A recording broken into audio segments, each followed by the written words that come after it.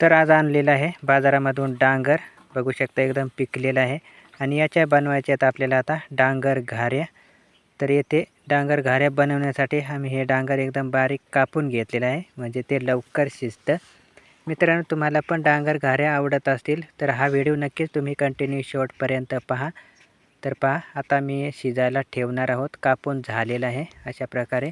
आणि यामध्ये आम्ही अर्धा तांब्या पाणी टाकणार आहोत शिजण्यासाठी, कारण हे डांगर खूप पिकलेलं आहे, त्यामुळे थोडंसं पाणी लागेल शिजण्यासाठी।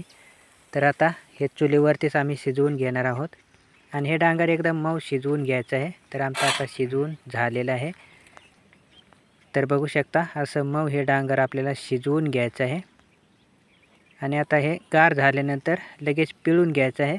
तर मला पिळायला लावलेलं आहे, यामधलं पाणी सगळं काढून टाकायला लावलेलं आहे बायकोनं। तर आता मी हे डांगर पिळून घेणार आहे। डांगर घाऱ्या खायच्या म्हणल्यावर काहीतरी करावंच लागेल। तर आता हे सगळं मी असं झटपट पिळून घेतो, कारण जर असंच मळलं तर ते पीठ खूप पातळ होईल, त्यामुळे यामधलं जे पण पाणी असतं तर ते सगळं काढून टाकावं लागतं। तर आता मी झटपट हे सगळं डांगर पिळून घेतो। तर पहा, सगळं मी आता डांगर पिळून घेतलेलं आहे आणि आता यामध्ये आपल्याला गूळ मिक्स करायचा आहे। तर पहा, इथे एवढा बारीक कापून घेतलेला गूळ आहे। तर आता येथे बायको हे गूळ मिक्स करणार आहे डांगरामध्ये। तर यामध्ये तुम्हाला गोडी लागेल तसा गूळ घालायचा आहे।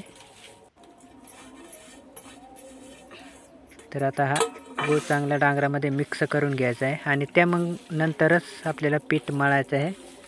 आणि मित्रांनो, यासाठी आपल्याला गव्हाचेच पीठ वापरायचे आहे। तर पहा, आता मिक्स करून झालेला आहे डांगरामध्ये गूळ आणि आता लगेच गव्हाचे पीठ यामध्ये मळून घ्यायचे आहे।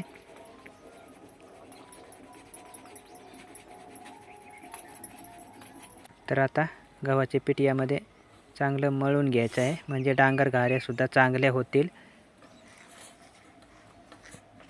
मित्रांनो, डांगर घाऱ्या बनवण्याच्या बऱ्याच अशा पद्धती आहेत। तुम्ही तेलामध्ये सुद्धा तळू शकता किंवा आपण तव्यावरती चपातीसारखे सुद्धा बनवू शकतो।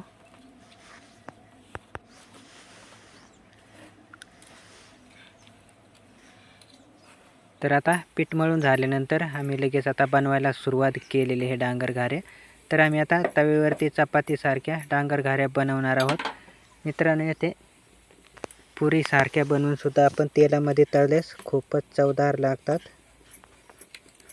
परंतु आमच्याकडे तेवढा वेळ नसल्यामुळे आम्ही चपातीसारख्याच आता बनवित आहोत।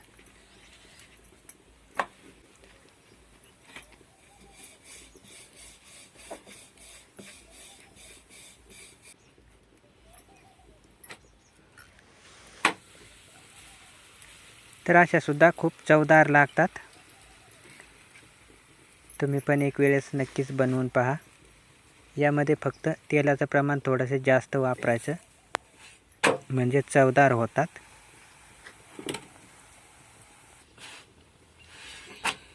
तर पहा, अशा आपल्याला भाजून घ्यायचे आहेत। आपण जितक्या चांगल्या भाजाल तितक्या चवदार होतात। थोड्या दमानेच भाजायचे, आपण जर जास्त जाळ केला तर ते जळतात,